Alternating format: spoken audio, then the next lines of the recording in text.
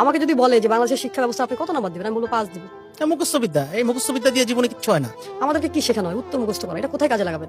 আপনাকে আমি যদি বলি যে বঙ্গবন্ধু কত সালে পৃথিবীতে এসেছে, কত সালে গিয়েছে, এটা আমার লাইফে কি ইম্প্যাক্ট ফেলে? কিছু হবে না, এইসব জেনে এই লাভ সাল হবে আমি না। মুখস্থ করে কি করবো? রবীন্দ্রনাথ কত সালে কি করেছে, তার কয়টা বই আছে, ঘোড়া নাকি শেষের কবিতা, লাভ কি আমার জীবনে?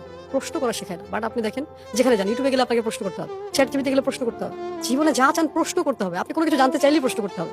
সো উইদাউট কোশ্চেন আপনি কিভাবে বড় কিছু হবেন? আপনি শুধু অ্যান্সার খোঁজেন, মুখস্থ করেন। ক্রিয়েটিভ হবে কখন জাতি?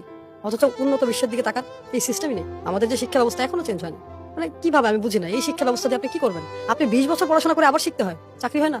11 লক্ষ বেকার ছেলে ঘুরে বেড়াচ্ছে, শিক্ষিত বেকার। তাহলে 20 বছর কি শিখলাম? 20 বছরের কি শিক্ষার কি প্রয়োজন 20 ছিল? বছর আপনাকে বড় করা হয়েছে।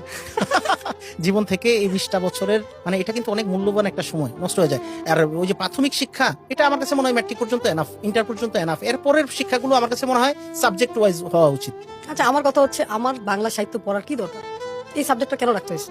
না, যদি কবি টবি হতে চান তাহলে সে সাহিত্য পড়ালেখা করেন আপনি। এটা তো যার যার চিন্তা চিন্তা ভাবনা। ভাবনা। এটা আমার কথা হচ্ছে, তার মনে কি চায়। সে যদি ডাক্তার হতে চায়, আমি মনে করি তাকে 5 থেকেই সায়েন্স পড়ানো উচিত। সে এমন ভাবে ডাক্তার হোক যাতে সে প্রতিটা জিনিস বুঝতে পারে যে আমি কোথায় হিট করলে তার জীবনে।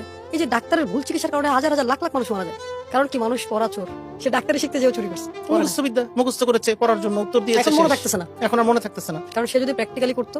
আচ্ছা আমাকে বলেন, এমবিবিএস করার পরে আবার ইন্টার্নি করতে হবে কেন? তার জীবন থেকে কতগুলো সময় নষ্ট না? তাহলে এমবিবিএস এ কি শিখাইলো তাকে? মাস্টার্স পাস করে আবার কম্পিউটার কেন শিখতে হবে? মাস্টার্সের ভেতরেই থাকতো ওই সাবজেক্টগুলো, এই যা যা দরকার এই সাবজেক্টগুলো। 20 বছর শেখার পরে ইংলিশ বলতে পারি না আমরা, হুম। তাহলে কি ইংলিশ শেখায়? এই শিক্ষা ব্যবস্থা আমাদেরকে শেখায় দাসত্ব। বিবিএ করার পরে সে চাকরি খোঁজে, তাহলে তার বিজনেস লার্নিং নেওয়ার কি দরকার? মানে আমি যখন এই প্রশ্নগুলো বলে, সবাই বলে যে আপনি কি প্রশ্ন করেন এগুলো? এটা তখন মানুষের কাছে উল্টা মনে হয়। বাট আমি যেটা বলছি ইটস রাইট, কারণ আপনাকে সমাজ এমন ভাবে ট্রেন করছে, আপনার জীবনটা ধ্বংস করছে।